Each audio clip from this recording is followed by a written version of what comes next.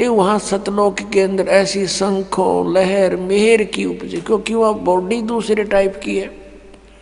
ऐसा शरीर नहीं है सतलोक में, शरीर एज इट इज है, सकल सूरत ऐसी है, मूर्त ऐसी है, लेकिन वो मटेरियल ये नहीं है। वो नूर एक तत्व से बना है, उसमें ये रक्त नहीं है, मांस हाड़ चाम नहीं है, एक नूर से बना हुआ है।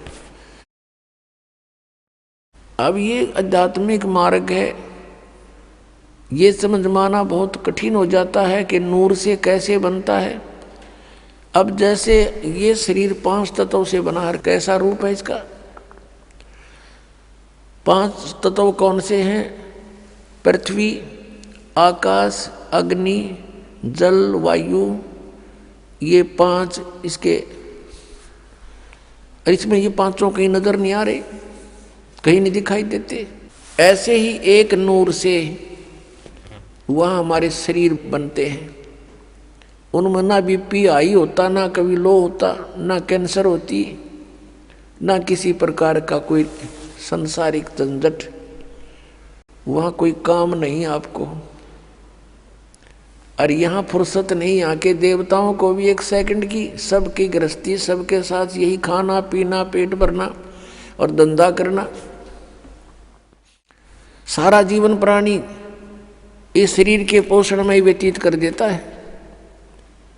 सुबह उठता है, उठते ही चाय पानी खाना बनाओ खाओ, फिर काम पर जाओ, दोपहर में फिर खाओ, फिर अपना काम करो, फिर शाम में खाओ, और फिर उठते फिर चलो। आजीवन तक यही करते करते इस शरीर से कार्य लेने के लिए इसमें पहले हमने आहार डालना पड़ता है, और इसी व्यवस्था में सारा जीवन व्यर्थ हो जाता है। और वहाँ सतलोक में जाकर के कोई काम नहीं, राग द्वेष नहीं, भाई बंटवारा नहीं, बिल्कुल सब सदाबहार वृक्ष हैं। ये राधा स्वामी, धन धन सतगुरु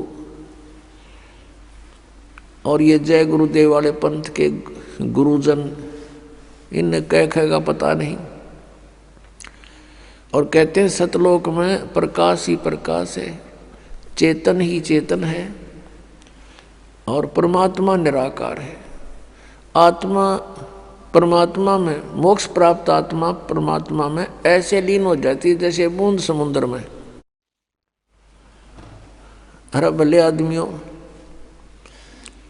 परमात्मा के दर्शन के लिए महापुरुषों ने समाधियां लगाई। परमात्मा के दर्शन के लिए परमेश्वर ने 100 बार बताया कि परमात्मा के दर्शन करो। अरस कुर्स पर सवेत गुमट है, जहाँ सतगुरु का डेरा। सवेत मुकुट सिर छतर विराजै, और देखत ना उस चेहरे नु। यदि वहाँ परमात्मा है ही नहीं तो हम क्या करेंगे उड़े? वहाँ हमने क्या आवश्यकता जाने की? भगवान के लिए तरफ रहे हैं। अब कोई कहे कि उस आश्रम में चलो बरवाला में, और फिर कोई कहे गुरु जी तो है नहीं वहाँ पर, निराकार ही निराकार है, फिर टिंडे लेना होगा, यहाँ आदमी क्या करेगा? ऐसा मूर्ख बना रखा हमारे को। परमात्मा के लिए तरफ रहे हैं, उसके दर्शन करेंगे, अपना दुखड़ा रोवाएंगे, सीने से लगाएंगे, और नो कहते वहाँ है ही नहीं। फिर रुचि भी बनी हुई है इनकी वहाँ जाने की, हद पाट जी कती है, कितने श्रद्धालु हैं। दरअसल बात यह है कि ना तो वहाँ जाना किसी ने, क्योंकि साधना जान की नहीं। तो इस प्रकार ये अज्ञान है, और परमात्मा ने जो बताया वो वास्तविक ज्ञान, तत्व ज्ञान है कि वहाँ पर सदाबहार वृक्ष हैं, बहुत सुंदर दूधों के सरोवर भरे हैं। ये जो यहाँ गंगा जल है, आपने देखा होगा गंगा नदी का जल, ये सतलोक से आया हुआ है। अब जैसे यहाँ आकर गिरता है, किसी ने दिखता नहीं, ये कहाँ से आ रहा है? इस पहाड़ से नहीं है। ये ऊपर से परमात्मा की व्यवस्था गुप्त रूप से आके यहाँ प्रकट कर दी जाती है। आजकल तो अंडरस्टूड है, विज्ञान ने बहुत कुछ करके दिखा दिया। आजकल यहाँ से फैक्स कर देते हैं, बीच में कुछ भी नहीं है, और आगे जाके पूरा मैटर सामने होता है, फिल्म भी सामने होती है, आ जाती है। ऐसे ये सतलोक से आई थी।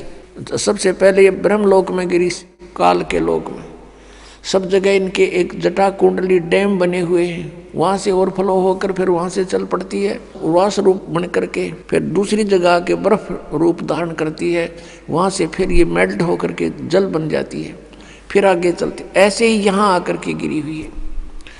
तो ये एक रिहर्सल है कि वहाँ का मटेरियल खराब नहीं होता, पदार्थ कभी भी खराब नहीं होता।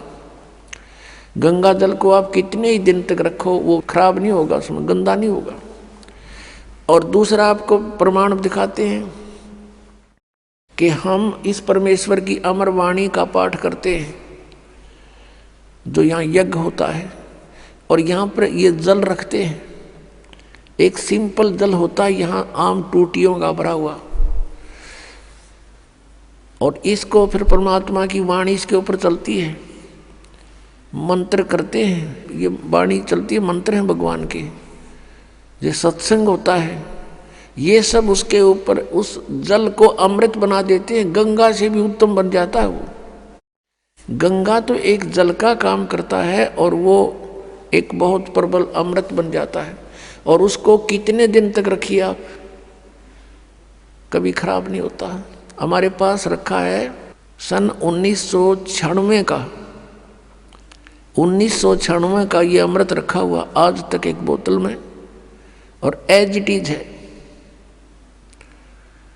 तो जिस परमात्मा की चर्चा करने मात्र से जल भी अमृत बन जाता है, तो पुण्यात्माओं जो सत्संग हम करते हैं, परमात्मा की महिमा सुनाते हैं, अमृतवाणी बोलकर सुनाते हैं, इससे पशु पक्षियों पर भी प्रभाव पड़ता है, चींटियों पर भी प्रभाव पड़ता है, पौधों पर वृक्षों पर भी प्रभाव पड़ता है, और इनको भी बहुत कुछ शक्ति प्राप्त होती है, और समय आने पर इनको ये काम देगी, इनको लाभ देगी। तो उस सतलोक के अंदर कोई पदार्थ खराब नहीं होता, सड़ता नहीं, गलता नहीं, और सदाबहार वृक्ष हैं, सूखते नहीं, और वहाँ कोई काम नहीं।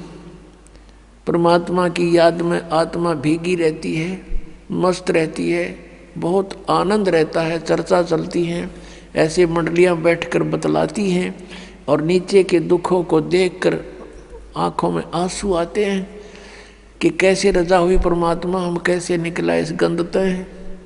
वहाँ जाकर जब नीचे को देखते हो ना, इसमें सड़ांध आती है, इस 21 ब्रह्मांड में तो सड़ांध बुद्धबू दुर्गंध आती है। गरीबदास साहिब जी ने लिखा है कि लख योजन तक जात है या दुनिया की गंध दुर्गंध। इस पृथ्वी लोक पर रहने वाले प्राणियों के अंदर से निकल रहे ये बदबू, कहते हैं 1 लाख योजन लगभग 12 लाख किलोमीटर ऊंचाई तक इसकी बदबू जाती है, स्मेल, बैड स्मेल जाती है। तो पुण्यात्माओं, इस प्रकार की विवेचन से आपका मन परमात्मा की तरफ आकर्षित होगा और यहाँ से चलने की तैयारी करोगे।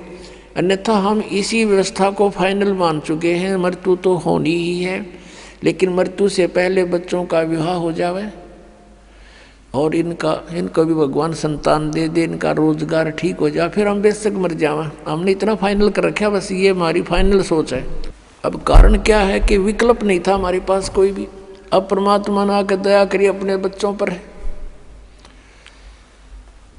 वो खजाना खोल दिया जो 600 वर्ष पहले परमात्मा ने कहा था, धर्मदास मैं आपको ये सारा ज्ञान बताऊंगा, लेकिन इस तत्व ज्ञान को अभी सार्वजनिक मत करना। धर्मदास मेरी लाख दुहाई, ये सार नाम की तबार ना जाई, सार नाम बार जो पढ़ी, बिचली पीढ़ी हंस नहीं तरही। फिर कहा है कि धर्मदास मोरी लाख दुहाई, ये मूल ज्ञान कई बार न जाई, मूल ज्ञान बार जो पढ़ी, बिचली पीढ़ी हंस नहीं तरही। मूल ज्ञान को तब तक छुपाई जब तक ये द्वादश पंथ मिट जाई। अपने आत्माओं, उस परमेश्वर ने आकर स्वयं ही हमारी सुध ली, अपनी जानकारी आप बताई आकर के। अपने आत्माओं, अभी तक किसी भी संत या ऋषि महर्षि का विधान या उनका अनुभव देख लो, सुन लो, पढ़ लो, सभी ने यही कहा कि परमात्मा निराकार है। चाहे कोई विष्णु जी का पुजारी है और सामने मूर्ति रखी है भगवान की, उसको भी कहते हैं क्या मेडिटेशन करता, तो का ध्यान लगाता हूँ। आपको कोई दिखाई दिया कि नहीं? परमात्मा का प्रकाश दिखाई देता, भगवान दिखाई नहीं देता। कैसा है भगवान? वो तो निराकार है। तो विष्णु जी क्या है आपका? विष्णु जी क्या है? ये निराकार है, साकार। और फिर भगवान कौन है? और यदि आप जी का इष्ट श्री विष्णु जी है और फिर आप मेडिटेशन में ढूंढ किसको रहे हो, कहते निराकार है वो, तो फिर विष्णु जी क्या है? इसको कहते हैं मोती मुक्ता दर्शत नाही, ये जगह सब अंदरे, और दिखत के तय नैन चश्मिन का फेरा मोतिया बंदरे।